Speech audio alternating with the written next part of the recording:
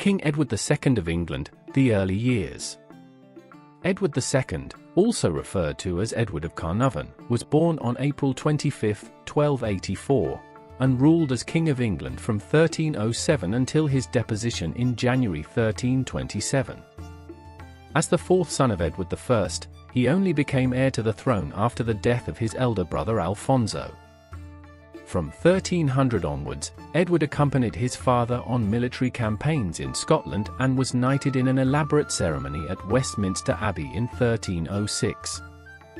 He ascended the throne the following year upon his father's death, inheriting a kingdom with unresolved conflicts and financial difficulties. In 1308, he married Isabella, the daughter of King Philip IV of France, in a strategic union designed to solidify relations between the English and French crowns, though tensions between the two nations remained unresolved. Background: Edward II was the fourth son of Edward IV, King of England, Lord of Ireland, and ruler of Gascony in southwestern France, which he held as a vassal of the French king. His mother, Eleanor, Countess of Ponthieu, belonged to the Castilian royal family and provided Edward with a link to continental European nobility. Edward I was a formidable military leader, crushing baronial uprisings in the 1260s and taking part in the Ninth Crusade. During the 1280s, he completed the conquest of North Wales, eliminating the rule of native Welsh princes and reinforcing English control over the region. In the 1290s, he intervened in Scotland's civil war, asserting his claim of overlordship over the country. His rule was widely regarded as effective, as he maintained firm control over the powerful English nobility. Historian Michael Prestwich describes Edward I as a ruler who inspired fear and respect, while John Gillingham refers to him as an efficient bully. Despite his military successes, Edward I left his son a series of significant problems. One of the most pressing was England's ongoing conflict in Scotland, where Edward I's extended campaign had failed to secure full control before his death. His rule over Gascony also provoked friction with the French monarchy, as the French kings insisted that English rulers pay homage for the territory, an expectation that English kings found humiliating.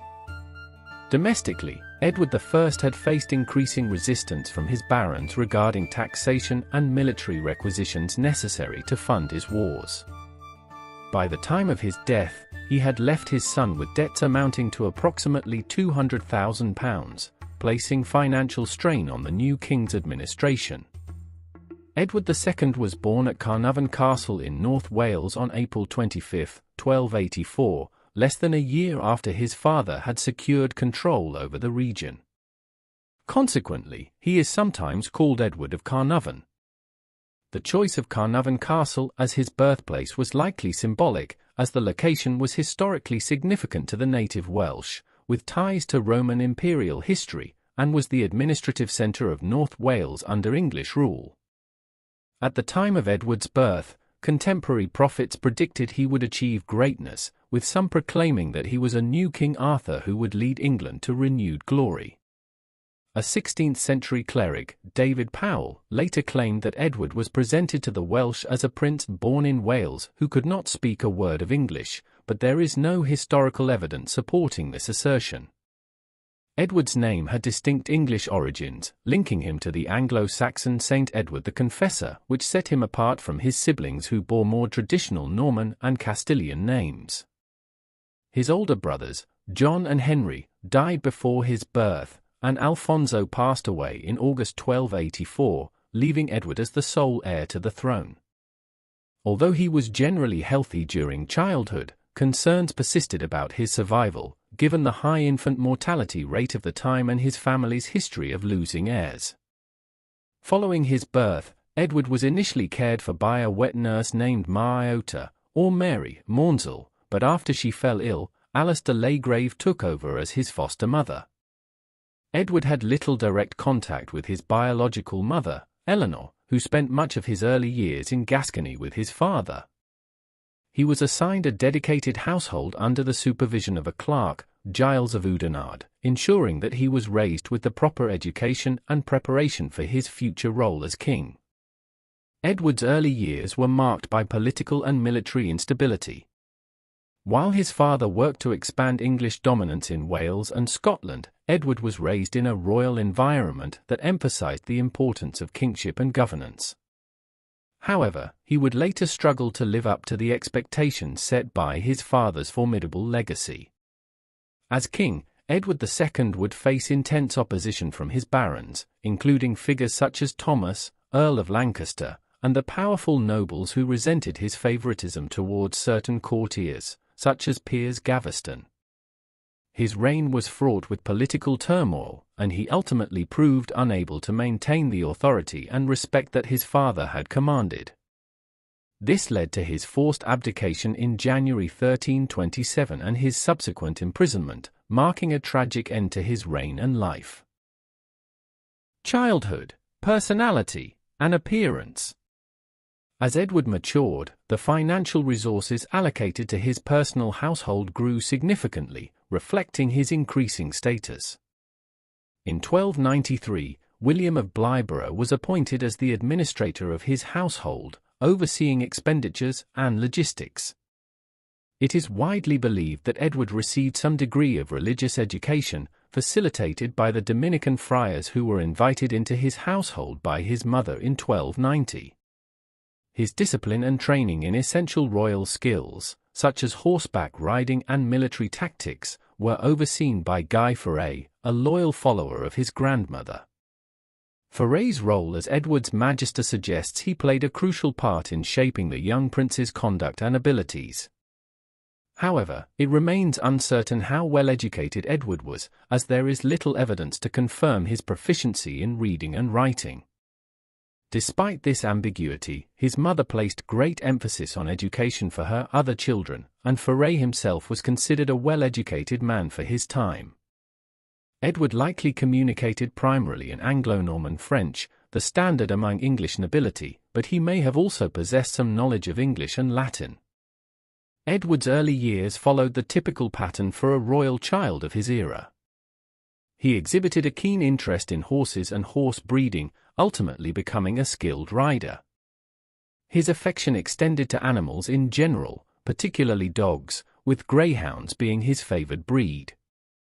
His correspondence reveals a playful and mischievous sense of humor, as he often joked about gifting his friends animals with unappealing traits, such as stubborn horses or lazy hunting dogs incapable of catching prey. Unlike many of his contemporaries, Edward showed little enthusiasm for popular noble pastimes such as hunting and falconry.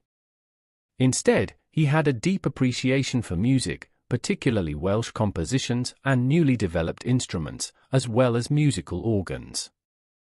Though he refrained from participating in jousting, whether due to a lack of aptitude or concerns for his safety, he was an ardent supporter of the sport, often watching and cheering from the sidelines.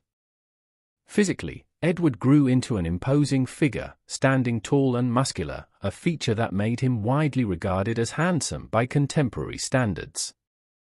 He developed a reputation as a compelling public speaker, capable of delivering persuasive and charismatic addresses. Additionally, he was well known for his generosity toward his household staff, fostering a sense of loyalty and camaraderie among them. One of his more unusual traits, especially for a nobleman, was his enjoyment of physical labor. He took particular pleasure in activities such as rowing, hedging, and ditching, often spending time among lower-class workers. This behavior was unconventional for someone of his status and attracted considerable criticism from some members of the nobility, who viewed it as unbecoming of a royal prince. In 1290, Edward's father, King Edward I, solidified the Treaty of Berghem, which arranged for his 6-year-old son to marry Margaret of Norway. This union was intended to secure a stable future for Scotland, as Margaret held a potential claim to its throne. However, Margaret's untimely death later that year brought an abrupt end to these arrangements, leaving Scotland's succession uncertain. Tragedy continued to impact Edward's life as his mother, Eleanor, passed away shortly after Margaret, followed by his grandmother, Eleanor of Provence. King Edward I was profoundly affected by the death of his wife and organized an elaborate and solemn funeral in her honor. Following his mother's passing, Edward inherited the county of Ponthieu, adding to his growing responsibilities. Subsequent discussions focused on securing a marriage alliance with France, aiming to strengthen diplomatic ties and bring about lasting peace. However, these efforts faltered due to King Philip IV's unwillingness to cede control of strategic fortresses in Gascony. The failure to reach a compromise contributed to the outbreak of the Gascon War in 1294, further escalating tensions between England and France. Amid these conflicts, another marriage prospect emerged, a union with a daughter of Guy, Count of Flanders, who was engaged in rebellion against the French crown. However, this proposal also failed when King Philip IV intervened, ensuring that the prospective bride was sent to Paris, preventing the match from proceeding. As Edward navigated his youth and early adulthood, he continued to develop his own distinct personality, interests, and unconventional behaviors. His relationships with those around him, including courtiers, servants, and lower-class workers, set him apart from his predecessors and peers. His upbringing and unique character traits would later influence his approach to governance, his handling of court politics, and his relationships with influential figures during his reign. While he lacked some of the martial prowess and military discipline of his father, his charisma, generosity, and appreciation for the arts marked him as a different kind of ruler, for better or worse. Early campaigns in Scotland. Between 1297 and 1298, while King Edward I was engaged in a military campaign in Flanders against Philip IV of France, who had seized part of the English-controlled lands in Gascony, Prince Edward was left in England to serve as regent. Although young, this appointment gave Edward an early taste of governance, exposing him to the complexities of royal administration and court politics. Upon the king's return, a peace agreement was reached, leading to Edward I marrying Philip's sister, Margaret. As part of the treaty, Prince Edward was betrothed to Philip's daughter, Isabella, who was only 2 years old at the time. This strategic alliance was intended to end tensions over Gascony, as their future child would inherit claims to both the English and French thrones, potentially fostering lasting peace between the two rival kingdoms. Prince Edward reportedly formed a close relationship with his new stepmother, who later gave birth to 2 sons, Thomas of Brotherton in 1300 and Edmund of Woodstock in 1301. As king, Edward II would later show generosity to his half-brothers, granting them noble titles and financial support. Edward I resumed his military campaigns in Scotland in 1300 and, this time, took Prince Edward with him to gain battlefield experience. The young prince was granted command of the rearguard during the siege of Culliverick Castle, a key stronghold. In early 1301, King Edward I officially declared his son the Prince of Wales, bestowing upon him the earldom of Chester and extensive lands in North Wales. This move was intended to consolidate English control over the region and grant Edward some financial autonomy. As part of his new role, Edward travelled to Wales, where he received homage from his Welsh subjects. Shortly thereafter, he rejoined his father in the 1301 Scottish campaign, leading an army of around 300 soldiers northward and capturing Turnberry Castle. His military involvement continued in 1303 when he participated in another Scottish campaign, laying siege to Brechin Castle. During this campaign, Edward personally oversaw the deployment of a siege engine, demonstrating his growing involvement in military strategy. By the following year, Edward was entrusted with diplomatic responsibilities as he engaged in negotiations with Scottish rebels on behalf of his father. However, when diplomatic efforts failed, he joined Edward I in the siege of Stirling Castle, a decisive moment in the Scottish conflict. The experience provided Prince Edward with additional exposure to warfare and leadership, though it is unclear how much tactical command he exercised independently. By 1305, tensions arose between Prince Edward and his father, largely due to disputes over finances. The prince quarrelled with Bishop Walter Langton, the royal treasurer, over the amount of financial support he was receiving. King Edward I sided with Langton, leading to the prince and his close companions being expelled from court and temporarily losing their financial privileges. This period of estrangement did not last long, as family members and advisors intervened, eventually facilitating a reconciliation between father and son. Nonetheless, this episode foreshadowed the financial struggles that would later plague Edward's reign as king. The Scottish conflict reignited in 1306 when Robert the Bruce assassinated his rival, John Comyn III of Badenoch, and declared himself King of Scotland. Edward I, determined to crush Bruce's rebellion, assembled a fresh army and entrusted his son with a prominent role in the campaign. Before departing for battle, Prince Edward was formally made Duke of Aquitaine, a prestigious title solidifying his status within the English nobility. He was also knighted in a grand and elaborate ceremony at Westminster Abbey known as the Feast of the Swans. This event, steeped in the traditions of chivalry, featured a grand feast reminiscent of Arthurian legend and the Crusades. During the ceremony, Edward and a gathering of young knights collectively swore an oath to defeat Bruce and restore English dominance in Scotland. Although Prince Edward held a leadership position in the campaign, the extent of his military contributions remains unclear.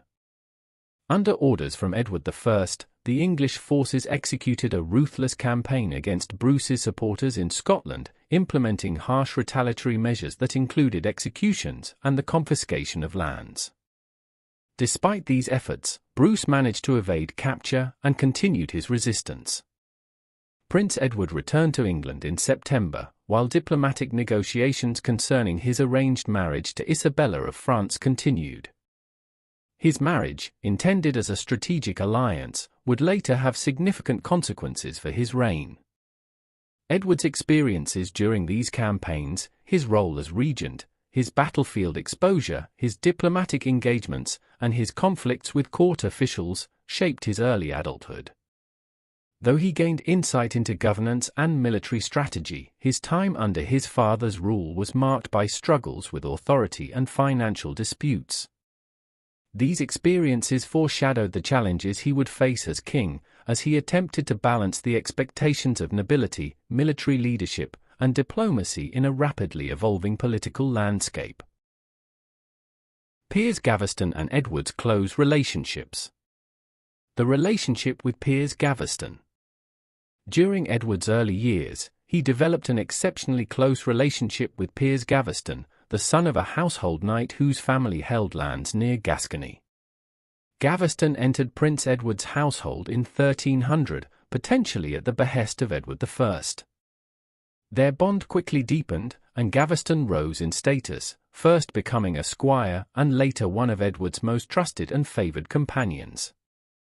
By 1306, during the Grand Feast of the Swans, Gaveston was knighted by the king, marking his elevation in the royal circle. However, in 1307, Edward I abruptly exiled Gaveston to Gascony.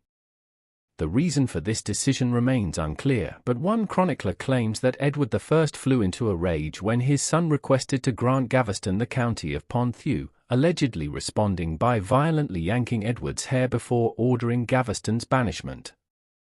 Official court records, however, suggest that this exile was temporary and well-funded, implying that it may have been more of a disciplinary measure than a complete severance. Gaveston's influence over Edward did not wane during his exile, and his return to England upon Edward I's death led to his rapid rise in power and wealth. Edward II, upon ascending the throne, granted Gaveston the title of Earl of Cornwall, a move that incited resentment among the English nobility.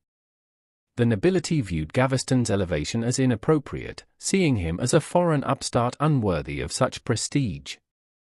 Gaveston's arrogance and ostentatious displays of wealth only fueled their hostility, as he openly flaunted his favored status, mocking senior nobles and asserting his influence at court. Speculations on Edward's sexuality. The precise nature of Edward's relationship with Gaveston has been the subject of considerable speculation among historians. Due to the scarcity of concrete evidence, it is challenging to determine whether their bond was purely one of intense friendship and political alliance or whether it extended to a romantic or sexual relationship. In medieval England, the Church strongly condemned homosexuality, equating it with heresy, making any potential romantic relationships between men a highly sensitive and dangerous subject. Both Edward and Gaveston were married and had children. Edward himself fathered an illegitimate son and was even rumoured to have been involved in a romantic affair with his niece, Eleanor de Clare. Despite the lack of definitive proof, contemporary sources provide some clues. An anonymous chronicler in the 1320s described how Edward felt such love for Gaveston that he bound himself to him before all other mortals with a bond of indissoluble love. This wording suggests an extraordinary emotional connection, although it does not confirm a physical relationship. The first explicit accusation that Edward engaged in same-sex relations did not appear until 1334, when Bishop Adam Allerton was accused of having described Edward as a sodomite in 1326. Allerton later defended himself, claiming he had actually been referring to Edward's advisor, Hugh Despenser the Younger, rather than the king himself. A chronicle from the 1390s, known as the Moe Chronicle, simply alleged that Edward indulged too much in the vice of sodomy, though without further context or corroboration. The question of Edward's sexuality is further complicated by the broader political landscape of the time.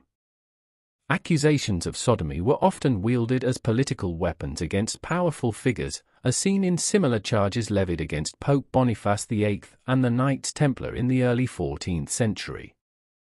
Many historians believe that the allegations against Edward were at least partly politically motivated, intended to undermine his authority and justify opposition to his rule.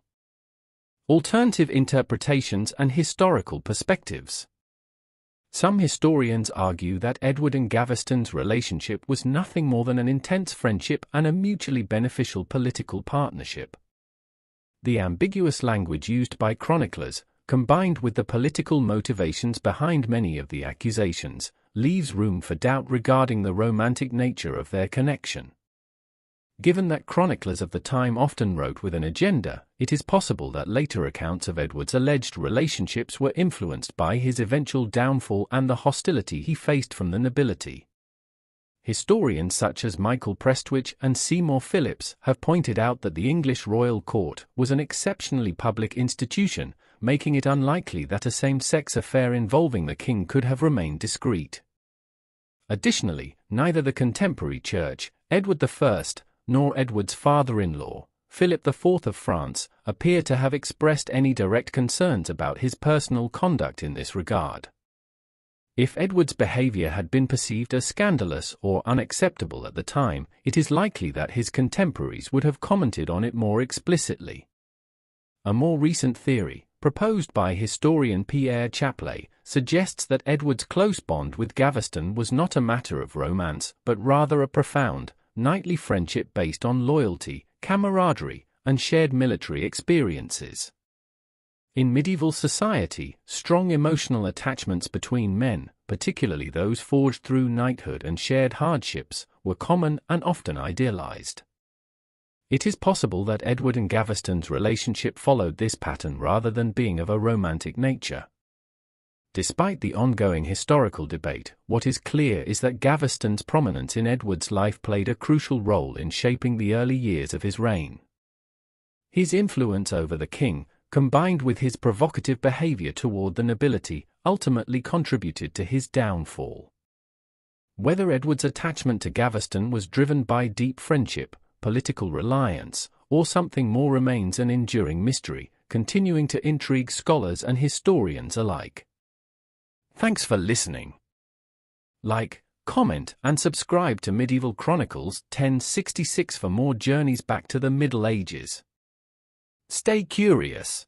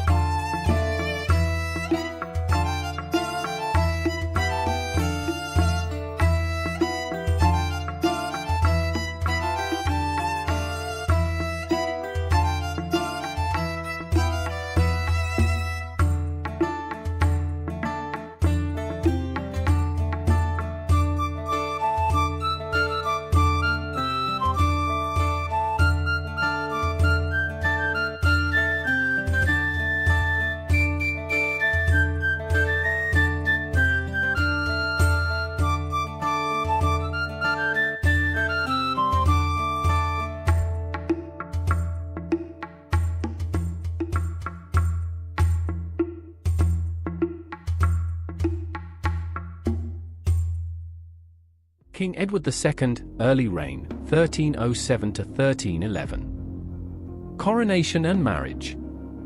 In 1307, King Edward I had once again prepared for a military campaign against Scotland, with his son, Prince Edward, expected to join the expedition later that summer.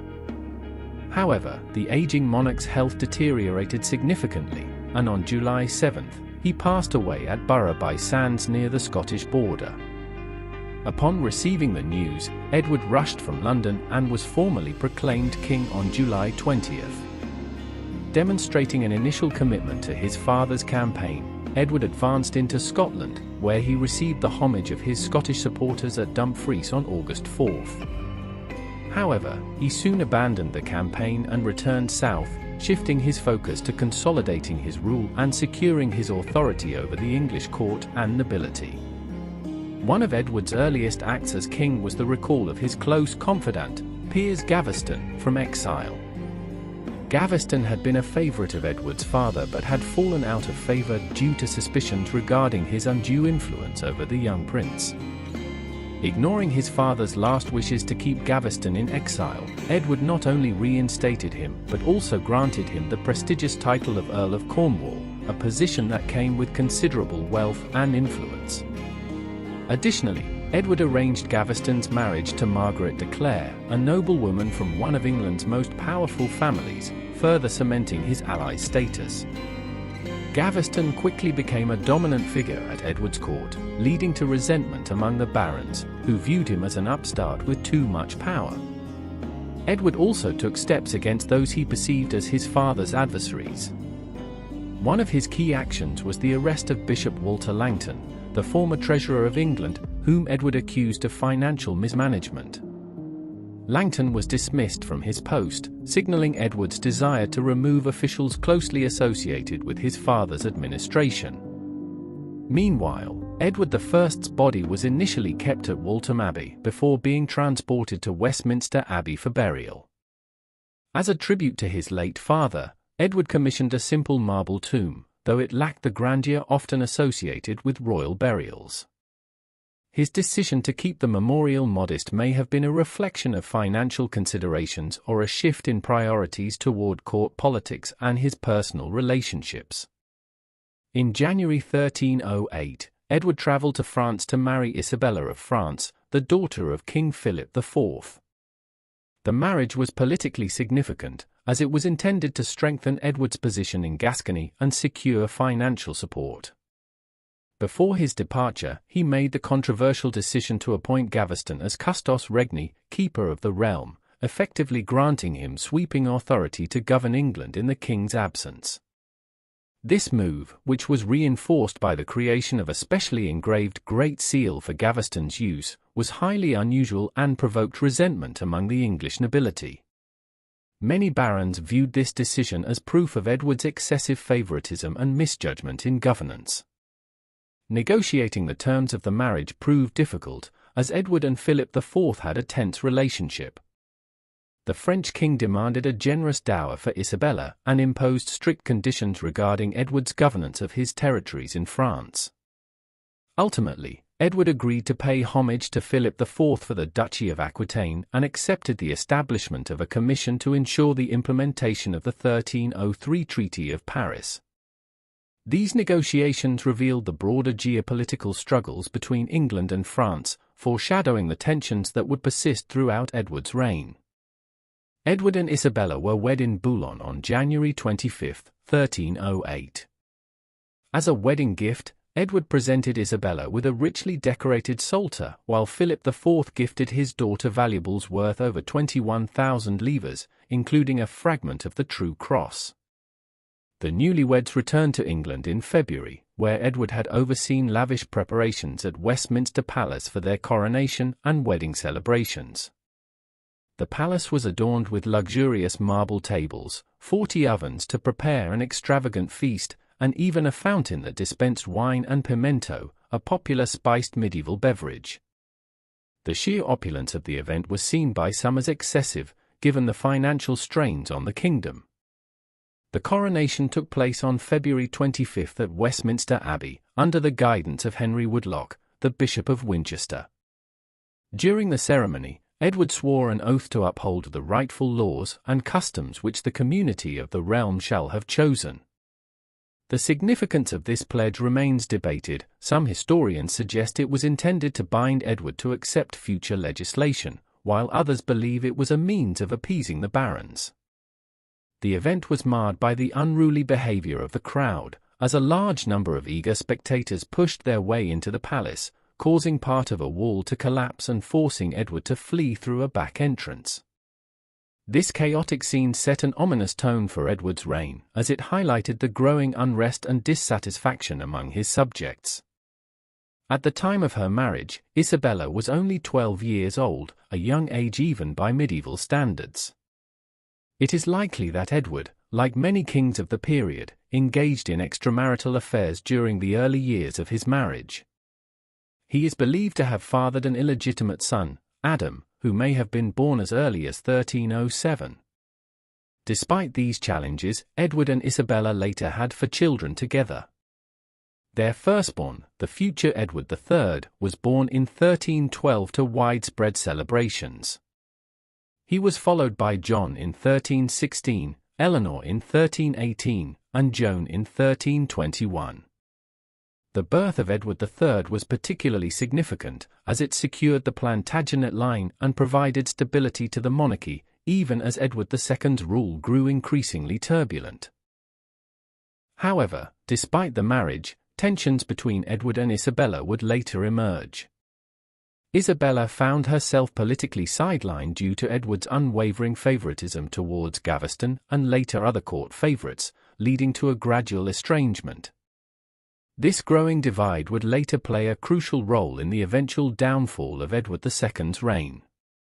His inability to balance personal relationships with his royal duties would contribute to political instability and deepening divisions within the English nobility.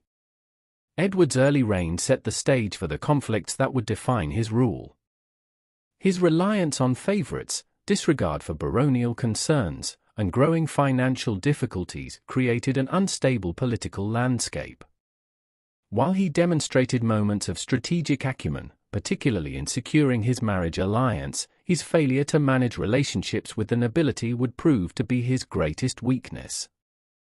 The period from 1307 to 1311 marked a time of both promise and controversy, foreshadowing the tumultuous years to come in his reign. Tensions over Gaveston.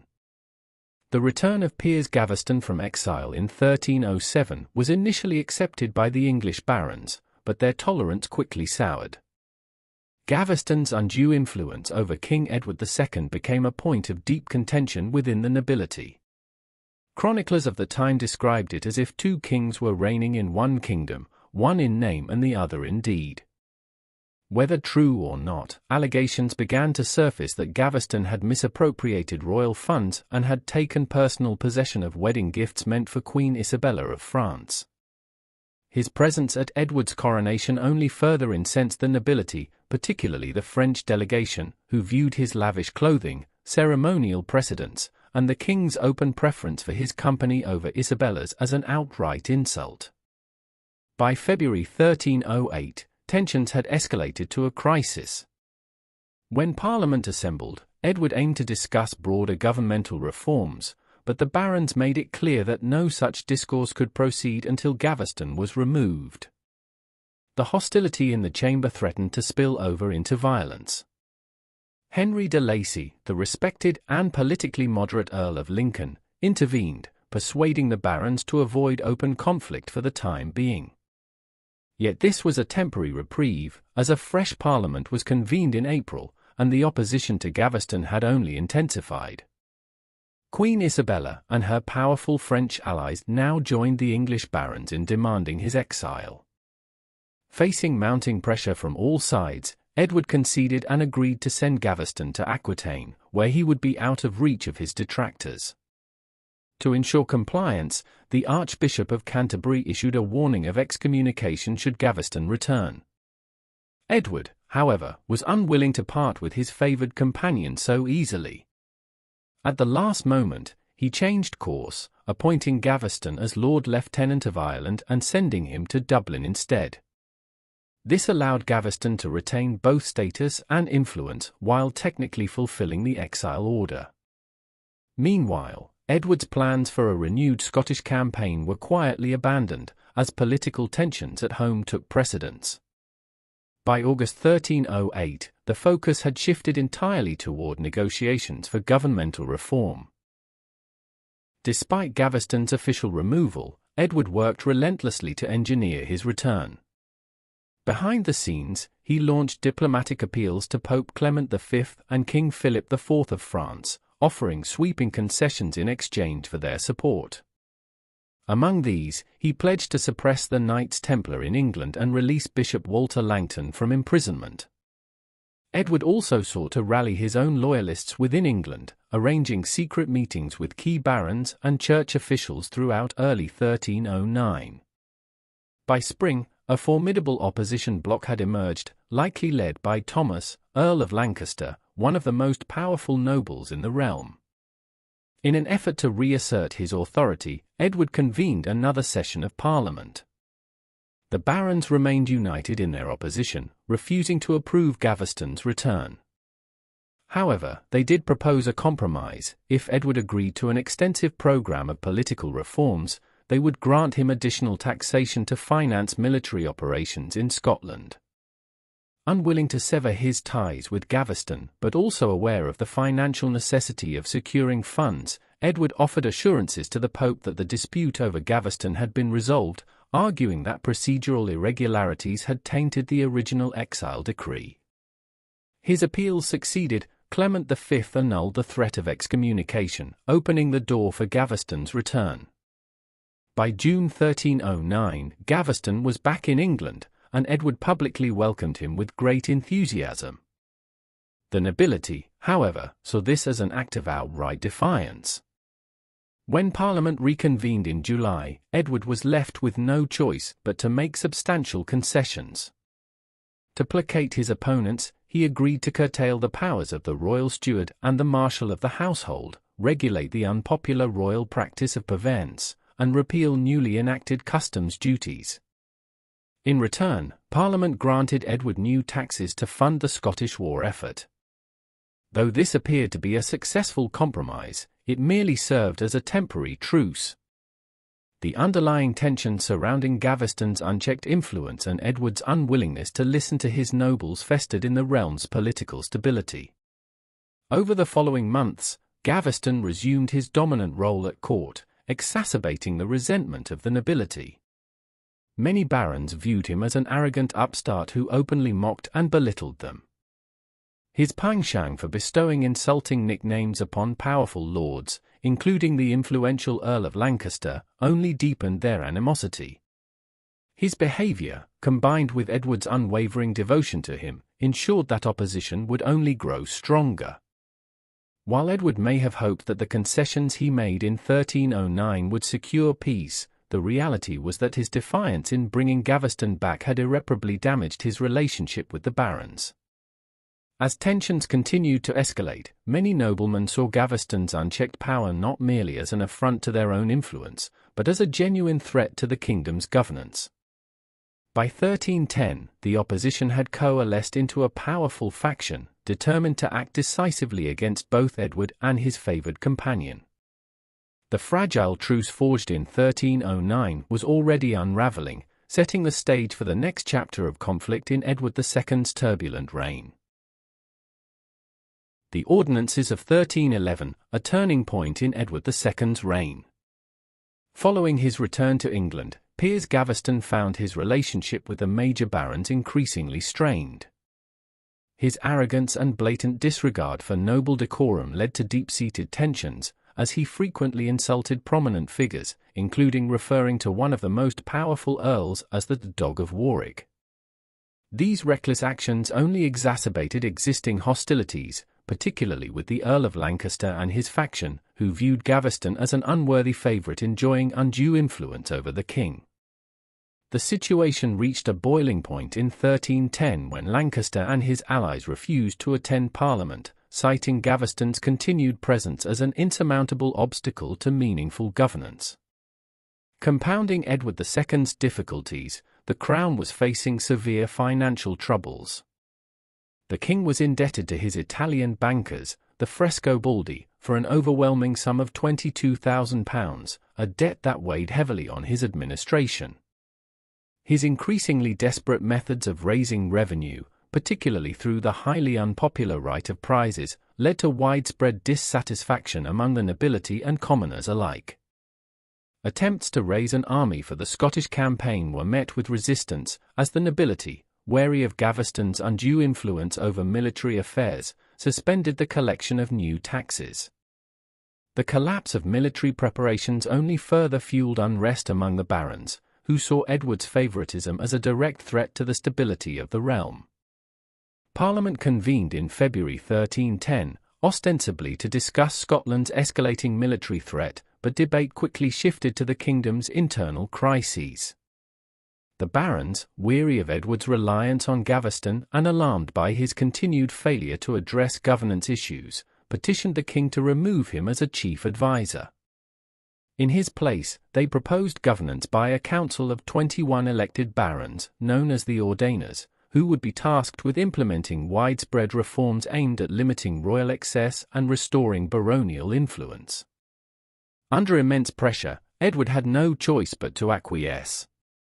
The Ordainers represented a diverse political coalition, composed of both reformists and conservatives, ensuring that their eventual reforms would not be radical but would still impose significant limitations on the king's authority. As the Ordainers deliberated on their policies, Edward and Gaveston embarked on another military campaign to Scotland, leading an army of approximately 4,700 troops. However, the campaign was an unmitigated disaster, as Robert the Bruce refused open battle, preferring to employ guerrilla tactics that left the English forces exhausted and demoralized. With supplies dwindling and funds exhausted, Edward was forced to abandon the campaign and return south in 1311, his authority weakened and his political position even more precarious than before. His inability to achieve any meaningful success in Scotland further eroded confidence in his leadership. Upon his return, Edward faced the reality of the Ordainers' reforms, now formalized as the Ordinances of 1311. These new laws imposed severe restrictions on the monarchy, fundamentally altering the balance of power between the king and the nobility. The king was prohibited from engaging in warfare or granting land without parliamentary approval, ensuring that military and economic decisions would be subject to broader scrutiny. Parliament gained oversight of royal administration, curtailing the king's ability to act unilaterally and ending arbitrary financial practices such as prizes. The Frescobaldi bankers were expelled from handling royal finances, severing Edward's reliance on foreign creditors and reinforcing domestic control over the crown's financial matters. Mechanisms were also put in place to monitor and enforce adherence to the ordinances, ensuring that the reforms were more than just symbolic gestures. Perhaps most significantly, the ordinances mandated the permanent exile of Gaveston. Unlike his previous exiles, which had been temporary and largely symbolic, this decree was absolute. He was banned from residing anywhere within Edward's dominions, including Gascony and Ireland, and was stripped of his titles and lands. This represented a major victory for the barons, who had long sought to rid the kingdom of his influence. However, Edward was deeply affected by Gaveston's exile, viewing it as a personal betrayal rather than a necessary political concession. Following these developments, Edward withdrew to his estates at Windsor and King's Langley, isolating himself from court affairs as he struggled to come to terms with the limitations imposed upon him. Meanwhile, Gaveston departed England, possibly seeking refuge in northern France or Flanders. Yet, despite his forced departure, tensions between the king and the barons remained unresolved. Edward's simmering resentment over the ordinances and Gaveston's exile would continue to shape his rule, setting the stage for further political strife, rebellion, and a prolonged struggle between the monarchy and the nobility. The events surrounding the ordinances of 1311 marked not only a pivotal moment in Edward II's reign but also a critical juncture in England's broader constitutional history, highlighting the growing influence of Parliament and the increasing limitations placed upon monarchical authority. Thanks for listening. Like, comment, and subscribe to Medieval Chronicles 1066 for more journeys back to the Middle Ages. Stay curious.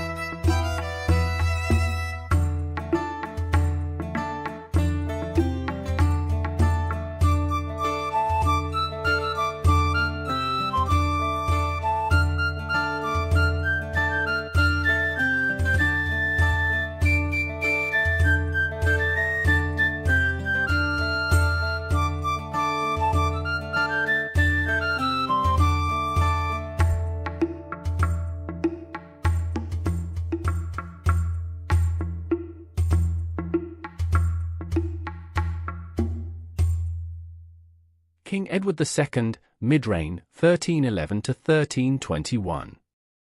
The death of Piers Gaveston and the escalation of conflict. Throughout the early 1310s, tensions between King Edward II and the English barons remained at a boiling point. The discontent among the nobility, particularly regarding Edward's unwavering favoritism towards Piers Gaveston, had led to the imposition of the Ordinances in 1311, an attempt by the barons to curb royal authority and exile Gaveston permanently. However, Edward, unwilling to accept these constraints on his power, soon defied the barons by recalling his beloved companion from exile. This decision would prove to be a pivotal moment in the growing crisis of his reign. At the heart of the opposition was Edward's formidable cousin, Thomas, Earl of Lancaster. As one of the most powerful nobles in England, Lancaster held the titles of Earl of Leicester, Lincoln, Salisbury, and Derby, commanding an immense annual income of approximately £11,000, nearly double that of any other noble. His considerable wealth and influence allowed him to lead a powerful baronial faction, which included the Earls of Arundel, Gloucester, Hereford, Pembroke, and Warwick.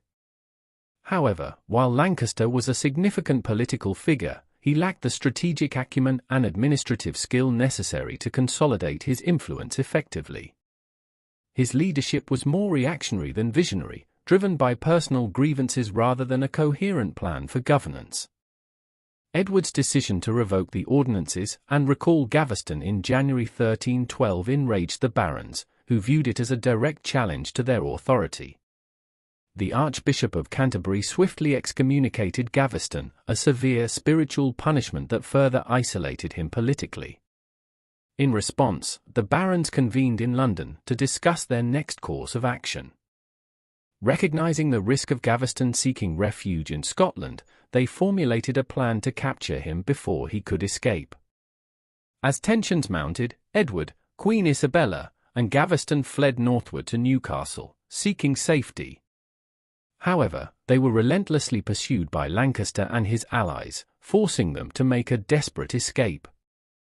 Abandoning many of their belongings, the royal party fled by sea and landed at Scarborough, where Gaveston took refuge in the castle while Edward and Isabella made their way back to York. The king hoped to rally support and mount a defense, but Gaveston's situation soon became untenable.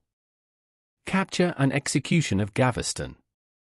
Recognizing that resistance was futile, Gaveston surrendered to the Earls of Pembroke and Surrey under the assurance that his life would be spared.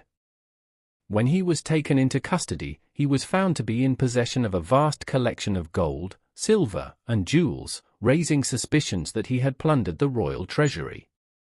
While these accusations may have been exaggerated, they provided further justification for his enemies to act against him. On the journey south, Gaveston was temporarily housed in Dedington, Oxfordshire, under the guard of the Earl of Pembroke, who, at the time, left to visit his wife. Seizing this moment of vulnerability, Guy de Beauchamp, Earl of Warwick, took it upon himself to abduct Gaveston. Warwick, who bore a deep personal hatred for Edward's favourite, forcibly removed him from Dedington and transported him to Warwick Castle. By the 18th of June, 1312, Lancaster and his faction convened at Warwick Castle to determine Gaveston's fate. A swift and informal trial was held, where he was declared a traitor under the provisions of the ordinances. The barons, acting without royal sanction, had no legal authority to execute Gaveston, yet they proceeded regardless. The next day, on the 19th of June, Gaveston was taken to Blacklow Hill, a desolate location outside Warwick, and summarily beheaded on Lancaster's orders. His body was left unburied for 3 years, a grim testament to the hatred his enemies bore him. It was not until 1315 that he was finally laid to rest at King's Langley Priory, where Edward later built a lavish tomb for his fallen companion. Aftermath and escalating conflict. Gaveston's brutal execution deepened the animosity between Edward and the nobility. The king was devastated by the loss of his closest confidant, and though he was powerless to act immediately, he never forgave Lancaster and his allies for what he saw as a blatant act of treason. The rift between the monarchy and the barons widened, setting the stage for further civil unrest and armed conflicts that would define the remainder of Edward's troubled reign. The repercussions of Gaveston's death extended beyond mere personal grief. Edward became increasingly determined to reassert his authority, leading to a series of escalating confrontations with the baronial factions. His marriage to Queen Isabella, initially a source of political stability, also began to suffer as tensions mounted. Isabella, while loyal to Edward in his early reign, grew frustrated with his inability to govern effectively and his ongoing reliance on court favourites. As political instability deepened, she would eventually play a critical role in Edward's downfall. Meanwhile, Lancaster and his faction continued to consolidate their power, acting as the de facto rulers of England, yet their own internal divisions prevented them from forming a truly unified front. In many ways, Lancaster's opposition to Edward was more about personal vengeance than a strategic plan to improve governance. His failure to provide effective leadership left England in a state of political paralysis, further exacerbating tensions that would soon erupt into open warfare. Edward, despite his grief, sought allies both domestically and abroad. His efforts to negotiate with France and the papacy demonstrated his desperation to regain control. However, his reliance on another favourite, Hugh Despencer the Younger, further alienated the nobility. The rise of the Despencer family would lead to another intense struggle between Edward and the barons, culminating in the Despencer War, 1321 to 1322. Ultimately, Gaveston's death marked not the resolution of England's political strife, but rather the beginning of a more violent and prolonged struggle for power. With Edward seeking vengeance and Lancaster consolidating his influence, England was soon to be engulfed in deeper turmoil, one that would ultimately shape the trajectory of the entire kingdom. The unresolved tensions, personal rivalries, and shifting alliances of this period would pave the way for the rebellion, war, and eventual deposition of Edward II in the years to come. Tensions with Lancaster and France. Reactions to the execution of Piers Gaveston were deeply divided. King Edward II was both enraged and heartbroken over what he perceived as a treacherous murder of his dearest companion. His grief soon turned into a relentless drive for vengeance. Edward made immediate provisions for Gaveston's widow and child, ensuring their financial security, and openly declared his intent to punish those responsible for his friend's death. The execution had only deepened Edward's determination to reassert his authority and challenge the baronial factions who had defied him. Among the nobility, the aftermath of Gaveston's death was tumultuous. The Earls of Pembroke and Surrey, initially part of the opposition to Gaveston, were deeply unsettled by the manner of his execution. They viewed Warwick's unilateral decision to kill Gaveston without a formal trial as both dishonorable and a dangerous precedent, as it challenged the very notion of due process in noble disputes. These concerns prompted Pembroke and Surrey to shift their allegiance to Edward, offering him a crucial opportunity to regain lost ground. However, the Earl of Lancaster and his faction, which included Warwick, Hereford, and Arundel, remained resolute in their belief that Gaveston's execution had been justified.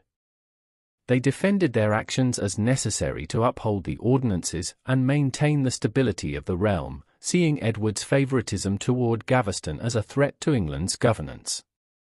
Tensions between Edward and Lancaster escalated to the brink of civil war, as each side began mobilizing forces. However, diplomacy prevented immediate conflict. By December 1312, the Earl of Pembroke negotiated a peace treaty between Edward and the rebellious barons.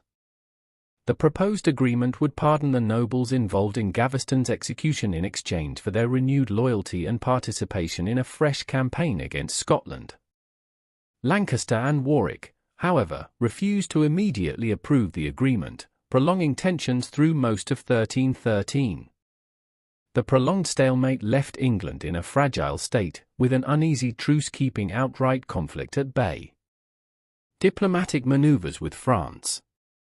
While England remained divided internally, Edward sought to strengthen his position internationally. He turned his attention to England's strained relationship with France, where disputes over the governance of Gascony, a valuable English territory in the south of France, had long remained unresolved. Seeking to negotiate a settlement and secure diplomatic support, Pembroke led negotiations with the French crown, aiming to diffuse tensions. As part of this effort, Edward and Queen Isabella traveled to Paris in June 1313 to meet with Philip IV of France, Isabella's father. Edward viewed this diplomatic mission as an opportunity to secure favorable terms in Gascony, but he also hoped to gain Philip's support in his struggle against the rebellious barons. Meanwhile, Philip IV saw the visit as a chance to demonstrate his grandeur, reinforcing his image as one of Europe's most powerful rulers and reminding Edward of France's superior wealth and influence. The visit to Paris turned into a lavish and politically significant event. The highlight was a grand knighting ceremony at Notre Dame de Paris, where Edward and Philip jointly knighted Philip's sons and over 200 noblemen. Elaborate banquets along the River Seine, opulent feasts, and an oath to embark on a joint crusade to the Levant reinforced the bond between the two monarchs. While the promise of a crusade was largely symbolic, the negotiations proved fruitful. Philip granted lenient terms for resolving the disputes in Gascony, offering Edward a much-needed diplomatic victory. The visit was marred only by an accidental fire in Edward's quarters, which caused substantial damage but did little to dampen the overall success of the mission. Strengthening Edward's position. Edward's return from France in late 1313 marked a turning point. His newfound diplomatic successes bolstered his standing, and the loyalty of Pembroke and Surrey provided him with additional political leverage. Determined to consolidate his authority, Edward intensified negotiations with Lancaster and Warwick, urging them to accept a compromise. By October 1313, an agreement was finally reached, closely resembling the December 1312 peace treaty. A critical factor in Edward's strengthened position was the dramatic recovery of royal finances. For the first time in his reign, Edward's government was financially secure, owing to several key financial initiatives. Parliament approved new taxation measures, while Edward secured a loan of 160,000 florins, £25,000, from the Pope and an additional £33,000 from Philip IV. Furthermore, his alliance with the Italian banker Antonio Pisano ensured a steady flow of credit, allowing Edward to fund both his court and military campaigns more effectively than before. This financial stability granted him the resources necessary to strengthen his administration and prepare for future conflicts. Growing struggles and future conflicts. Though Edward's immediate position had improved, the underlying tensions between the monarchy and Lancaster's faction had not disappeared. The baronial opposition had been momentarily pacified, but deep-seated grievances persisted. Lancaster, Warwick, and their allies continued to view Edward's reliance on personal favourites with suspicion, fearing that he would soon elevate another royal companion in the mould of Gaveston. Their concerns proved to be well-founded. By 1315, Edward began favouring a new courtier, Hugh Despenser the Younger. Despenser's rapid rise to prominence caused fresh outrage among the nobility, as he quickly became the king's closest advisor and confidant. Many barons, particularly Lancaster, saw Despenser as an even greater threat than Gaveston, fearing that his influence over Edward would lead to even greater corruption and misgovernance. As Edward entered the later years of his reign, the delicate truce between the monarchy and the nobility began to crumble once more. The growing dominance of Despenser and his family provoked widespread resentment, leading to renewed hostilities between Edward and his baronial opponents. The fragile peace achieved in 1313 could not withstand the mounting tensions, and by 1321, England was once again on the verge of civil war. The conflict that followed, known as the Despenser War, 1321 to 1322, saw Lancaster and his allies rise against Edward in open rebellion. The king, now better funded and politically more experienced, launched a vigorous response. Unlike in previous conflicts, Edward successfully crushed the rebellion, ultimately capturing and executing Lancaster in 1322. This decisive action temporarily secured Edward's rule, but it also further alienated many nobles, deepening the crisis of his reign. Edward's turbulent relationship with his barons, his financial maneuvering, and his diplomatic efforts with France all shaped this volatile period of English history. The Despenser War and the subsequent fallout paved the way for Edward's eventual downfall, as resentment against his rule continued to grow. By 1326, the seeds of rebellion planted during these years would culminate in his deposition and imprisonment, bringing his troubled reign to a dramatic and ignominious end. Thanks for listening. Like, comment, and subscribe to Medieval Chronicles 1066 for more journeys back to the Middle Ages. Stay curious. The Battle of Bannockburn. By 1314, Robert the Bruce had steadily regained control over most of Scotland, retaking key castles once held by Edward II. His forces also launched frequent raids into northern England, striking as far as Carlisle. In response to these provocations, Edward, with the support of Thomas, Earl of Lancaster and other nobles, began assembling a massive military campaign aimed at reclaiming lost ground. The English army, estimated to be between 15,000 and 20,000 strong, comprised a mix of heavily armoured knights, foot soldiers, and archers. Meanwhile, Robert the Bruce had set his sights on Stirling Castle, a strategically vital stronghold in Scotland. The castle's English commander, Philip de Mowbray, had declared that if Edward did not relieve the siege by the 24th of June, he would surrender to the Scots. Learning of this, Edward hastened his march north from Berwick-upon-Tweed, determined to break the Scottish encirclement and secure a decisive victory. However, Robert, leading a smaller but well-prepared army of 5,500 to 6,500 men, primarily spearmen, had no intention of allowing Edward to reach Stirling unopposed. Opening skirmishes and the eve of battle. The first engagement occurred on the 23rd of June, as the English army attempted to force its way across the Bannock Burn, a small river surrounded by treacherous marshland. Scottish forces, concealed in advantageous positions, launched a series of skirmishes to harass the advancing English. During this phase, the young English knight Sir Henry de Bohun spotted Robert the Bruce in the open. Seeking glory, Bohun charged the Scottish king in single combat. In a legendary moment, Robert dodged Bohun's attack and killed him with a single blow of his axe, shattering his opponent's skull. This display of bravery and skill greatly emboldened the Scottish troops. Despite this setback, Edward pressed forward, confident that his numerical superiority and well-trained cavalry would grant him an easy victory. He had, however, underestimated both the terrain and the discipline of the Scottish forces. The battle unfolds.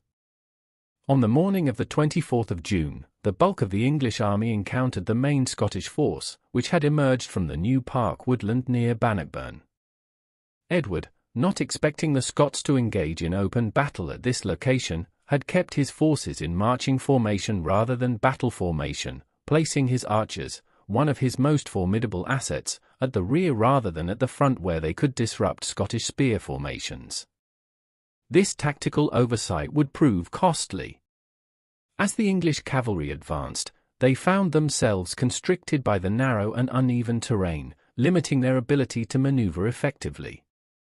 Robert's disciplined schiltrons, or spear formations, held firm against repeated cavalry charges.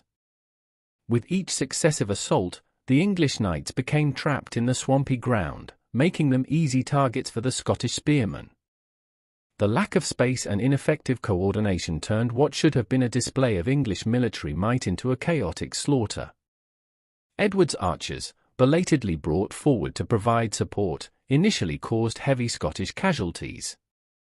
However, Robert countered by sending his light cavalry to outflank and disperse the English longbowmen, depriving Edward's forces of their best means of breaking the schiltrons. With the English army now in complete disarray, panic set in among the ranks. Edward's escape and the aftermath. As the battle reached its climax, the English commanders struggled to restore order. Edward himself remained on the battlefield, unwilling to accept the possibility of defeat. However, as the situation deteriorated, the Earl of Pembroke forcibly pulled the king away, realizing that further resistance would only result in his capture or death. With Scottish forces hot on their heels, Edward and his retinue fled southward, barely escaping the battlefield. In his retreat, Edward vowed to establish a Carmelite religious house in Oxford if he survived, a promise he later fulfilled.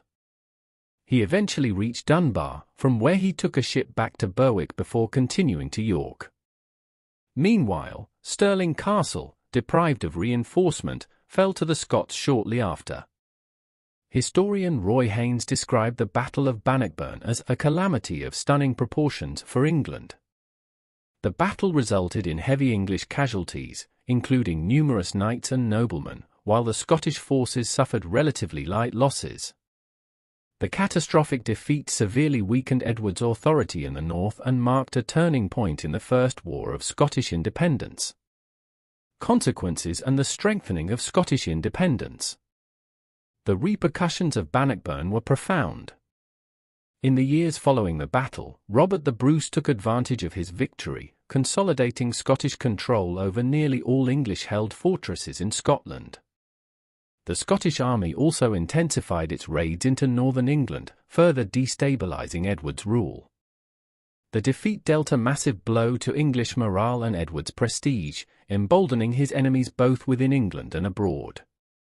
Edward's defeat at Bannockburn exacerbated tensions with his own barons, particularly Lancaster and his faction, who viewed the king's military failure as yet another example of his ineptitude.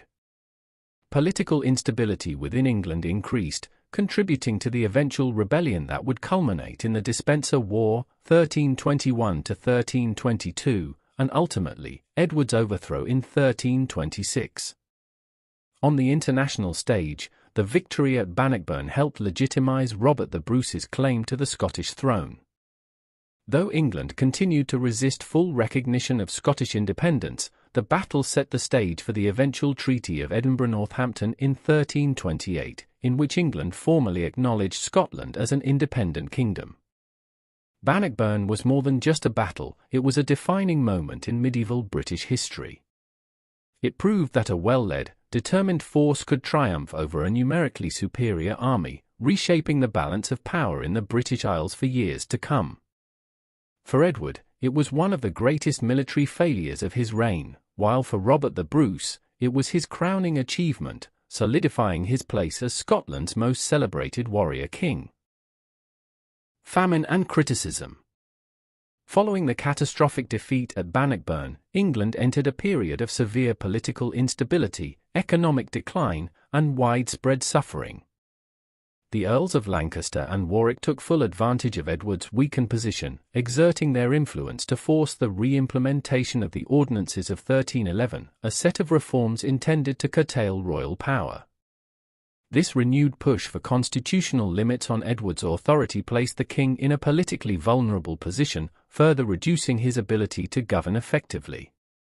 By 1316, Thomas, Earl of Lancaster, had assumed the role of head of the Royal Council, promising a new reform commission to enforce the ordinances. However, his tenure quickly proved ineffective. Disagreements with other barons and, possibly, personal ill health led Lancaster to abandon his responsibilities, plunging the government into further dysfunction. Over the next 2 years, Lancaster refused to attend Parliament or engage with Edward directly, leading to a near-total breakdown in royal governance. With the kingdom paralyzed and the baronial factions locked in a power struggle, any hopes of renewing military campaigns in Scotland were dashed, and fears of civil war loomed large. It was only after extensive negotiations, once again mediated by the Earl of Pembroke, that Edward and Lancaster reached a fragile agreement known as the Treaty of Leek, August 1318.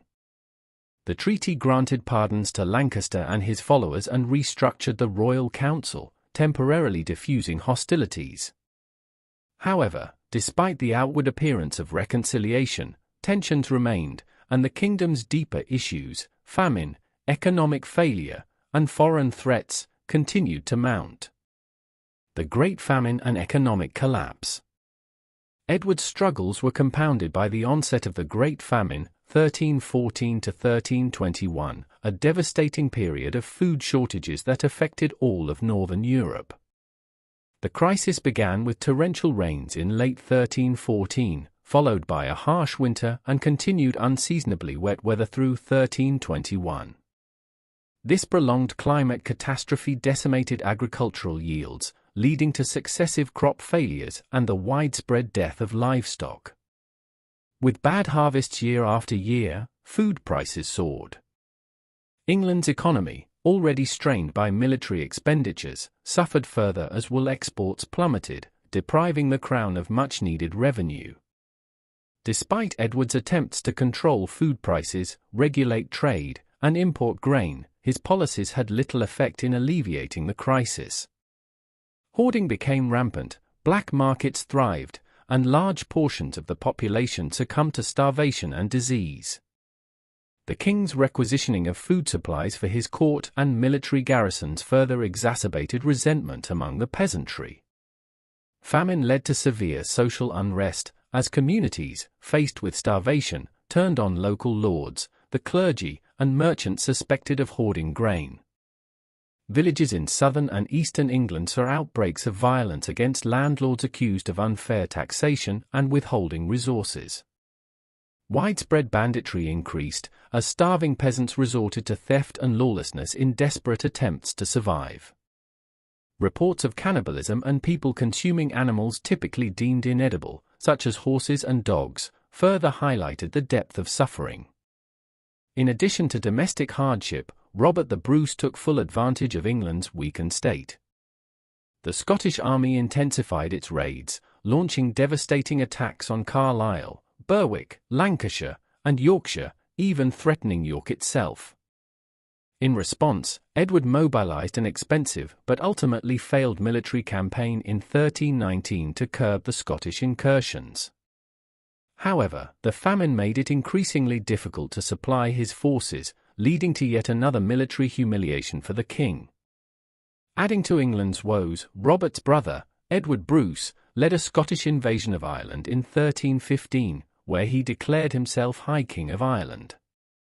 The campaign lasted for 3 years, further draining England's military resources.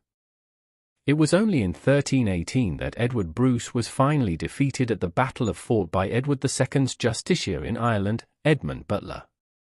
Bruce's severed head was sent back to Edward II, serving as a rare moment of victory amidst the ongoing turmoil.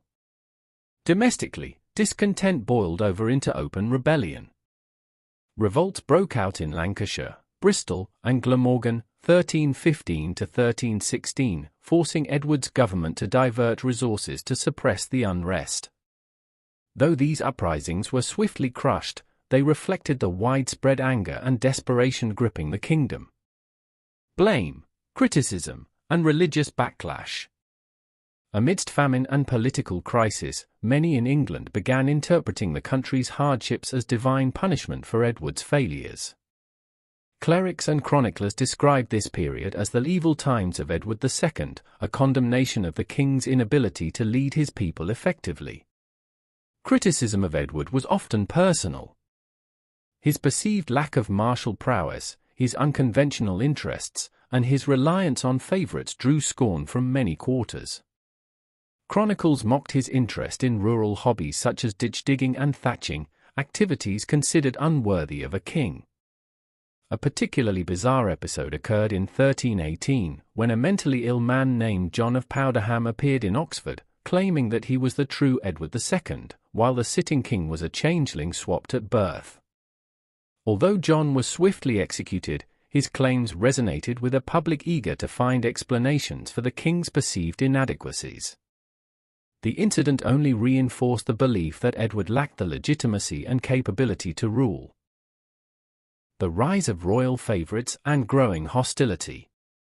Despite widespread opposition, Edward continued to favour certain courtiers, bestowing upon them vast lands and titles, further alienating the nobility.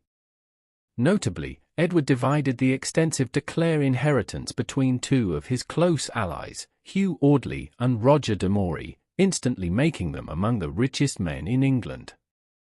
This enraged many other barons, particularly those who had expected a share of the inheritance. The favoritism extended beyond land grants. Edward's inner circle remained unchanged, despite previous attempts by the Ordainers to remove them. His refusal to part with his closest allies deepened the hostility among nobles who had once been willing to compromise. Even moderate barons who had brokered the Treaty of Leek in 1318 began losing faith in Edward's leadership, sensing that his pattern of misgovernance would continue. Violence seemed inevitable as opposition hardened against the king. Towards rebellion and civil war. The combination of political stagnation, economic devastation, failed military campaigns, and blatant favoritism created a climate ripe for rebellion. By the early 1320s, Edward's grip on power was slipping rapidly. Many of his former allies had abandoned him, and his increasingly erratic decision-making only fueled further resentment. The seeds of civil war had already been sown. It was no longer a question of if Edward's rule would be challenged, but when. The next phase of Edward's reign would be defined by internal strife, betrayals, and, ultimately, his dramatic downfall at the hands of his own barons. Thanks for listening. Like, comment and subscribe to Medieval Chronicles 1066 for more journeys back to the Middle Ages. Stay curious. Later reign, 1321 to 1326, the Despencer War. By 1321, tensions that had been simmering for years between the English barons and the royal favourites, the Despencer family, finally erupted into full-scale civil war. The roots of this conflict lay in the increasing influence of Hugh Despencer the Younger, who, through his marriage into the powerful de Clare family and his position as the King's Chamberlain, had rapidly expanded his holdings and influence in Wales at the expense of the Marcher lords. His father, Hugh Despencer the Elder, had been a trusted servant of both Edward II and his father, Edward I. However, the younger Despencer's unchecked ambition provoked resentment among powerful nobles, including the Earl of Lancaster, the Mortimer family, the Earl of Hereford, and newly elevated lords such as Hugh Audley and Roger de Moray. Edward, however, increasingly relied on the Despensers for advice and was particularly close to Hugh the Younger, whom chroniclers noted he'd loved dearly with all his heart and mind. The uprising against the Despensers. In early 1321, the Earl of Lancaster forged a coalition of powerful nobles opposed to the Despensers and mobilized forces across the Welsh marches. By March, Edward and Hugh the Younger, realizing the gravity of the situation, traveled westward in hopes of negotiating a peaceful resolution. The moderate Earl of Pembroke, who had previously mediated conflicts, declined to intervene this time. With diplomacy failing, open hostilities erupted in May. The rebel lords rapidly seized the Despensers' lands with the support of discontented gentry. By June, Lancaster convened a high-level assembly of barons and clergy, formally condemning the Despensers for violating the ordinances, a set of reforms meant to curb royal excess. By July, the opposition had occupied London, further pressuring Edward. Fearing he might be deposed, the king reluctantly agreed to the exile of the Despensers and issued pardons to the rebel lords. Yet, Edward secretly harboured plans for vengeance. With the help of Pembroke, he cultivated a loyalist faction consisting of his half-brothers, a few supportive earls, and key members of the clergy. His first target was Bartholomew de Badlesmere, the former steward of the royal household, who had defected to the opposition. Edward's political maneuvering was strategic. By isolating individual opponents, he began to dismantle the rebel coalition. Meanwhile, the Despensers, though formally exiled, continued to exert influence from abroad, maintaining contact with Edward's supporters and planning their return. The king's decision to recall them was met with outrage, yet his military position was improving, allowing him to act with increasing confidence. The king's counter-offensive. Edward's strategy relied on provoking a confrontation. His queen, Isabella, was deliberately sent to Leeds Castle, Badlesmere's stronghold, knowing that Bartholomew's wife, Margaret, would refuse her entry. When Margaret's men killed several members of Isabella's entourage, Edward had the pretext he needed to act. He quickly seized Leeds Castle and reasserted royal control in southeastern England. Meanwhile, Lancaster, unwilling to aid his rival Badlesmere, remained inactive, weakening the opposition's unity. Seeing Edward regain control, Lancaster belatedly mobilized his forces in the north, while Edward mustered an army in the southwest. The Despensers, now recalled from exile, were formally pardoned, solidifying their hold on royal authority. With the opposition weakened, Edward launched a decisive campaign against the Marcher lords. By December, he crossed the River Severn into the rebel heartlands, forcing the Mortimers into surrender. Despite these setbacks, some rebels, including Roger de Moray, Hugh Audley, and the Earl of Hereford, sought to rally by joining Lancaster in the north. Lancaster had besieged the royal castle at Tickhill, but with Edward's forces pressing forward, he retreated. The king pursued them, and on March 10, 1322, Lancaster's army was intercepted at Burton-on-Trent. Outnumbered, Lancaster withdrew without engaging in battle, attempting to escape northward. His retreat, however, proved disastrous. As he moved north, local support for his cause waned, and the royal army, bolstered by reinforcements, gained momentum. Edward's forces continued their pursuit. Lancaster, desperate and increasingly isolated, sought aid from the Scots, but his request went unanswered. By mid-March, Andrew Harclay, a trusted commander of Edward, intercepted Lancaster at Boroughbridge. The ensuing battle on March 16 was brief but decisive. The king's forces, superior in both number and strategy, crushed Lancaster's army, leaving the Earl with no choice but to surrender. The defeat of Lancaster and the aftermath. Edward and Hugh the Younger met their fallen enemy at Pontefract Castle, where Lancaster was subjected to a brief and one-sided trial. Found guilty of treason, he was executed on March 22, 1322, marking a dramatic reversal of fortune for the once powerful Earl. His execution sent a chilling message to any remaining opposition, solidifying Edward's control. With Lancaster dead and the rebel coalition in ruins, Edward and the Despensers cemented their grip on power. Over the following years, the king embarked on a campaign of retribution, confiscating lands, imprisoning enemies, and ruthlessly suppressing any lingering resistance. His punitive measures extended beyond the battlefield. Loyalists of Lancaster were stripped of their estates, and many were imprisoned or executed. The crown redistributed lands to royal supporters, strengthening Edward's rule while alienating much of the nobility. Despite his victory, Edward's increasing dependence on the Despensers created fresh problems. Their unchecked influence bred resentment, particularly among the Queen and the remaining disaffected nobles. The Despensers' greed knew no bounds. They accumulated vast wealth, engaged in corrupt practices, and aggressively pursued their interests, further alienating the court. By 1324, Queen Isabella, previously a loyal supporter of Edward, had become estranged from her husband. Her growing enmity toward the Despensers placed her in a precarious position. Edward's neglect of the Queen's concerns and his continued favoritism toward Hugh the Younger created a dangerous rift. This division deepened when Isabella was sent to France in 1325 on a diplomatic mission, where she allied with Roger Mortimer, one of Edward's most dangerous enemies. The seeds of Edward's downfall were thus sown. In 1326, Isabella and Mortimer launched an invasion of England with a modest but effective force. Their advance was met with widespread support from disaffected barons and commoners alike. The king, abandoned by many of his supposed allies, found himself unable to mount a meaningful defense.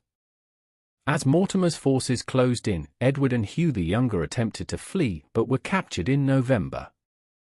The triumphant rebels executed Hugh the Younger in a gruesome public display, and Edward was deposed in early 1327, marking the end of his troubled reign. Though Edward had briefly restored royal authority through military triumph, his reliance on the Despensers and failure to reconcile with his barons proved fatal. His defeat was not merely the result of military loss but a failure to maintain the loyalty of the nobility, whose dissatisfaction ultimately led to his dramatic downfall. The Despenser War, therefore, was not just a conflict over territory or influence, it was a turning point in English history, a struggle over governance, loyalty, and the limits of royal power. Edward as king. Kingship, government, and law. Edward II's reign is widely considered a failure, plagued by mismanagement, excessive favoritism, financial instability, and an inability to assert strong leadership.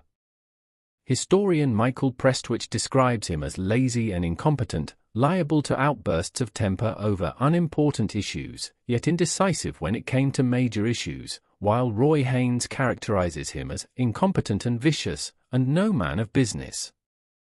Edward exhibited little interest in governance, frequently delegating key responsibilities to his favorites, such as Piers Gaveston and Hugh Despenser the Younger.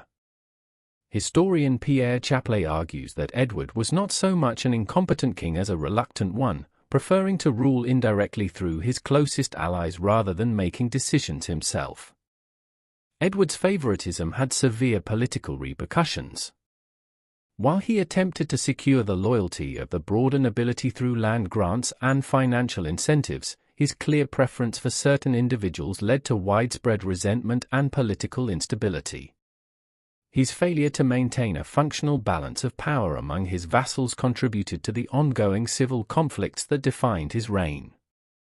Despite his general lack of interest in administration, Edward did occasionally engage with governance, particularly in areas of law and finance, but these moments were inconsistent and did little to counteract the broader dysfunction of his rule.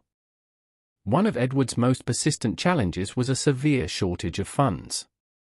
He inherited considerable debts from his father, Edward I, with an estimated £60,000 still outstanding by the 1320s. To mitigate this financial strain, Edward frequently replaced treasurers and financial advisors, but his erratic approach and frequent taxation led to widespread unpopularity. He relied on forced loans, excessive taxation, and the royal right of prize to requisition goods and money. Additionally, he turned to foreign financiers, borrowing first from the Frescobaldi banking family and later from Antonio Pisano, but these efforts failed to resolve the kingdom's financial woes.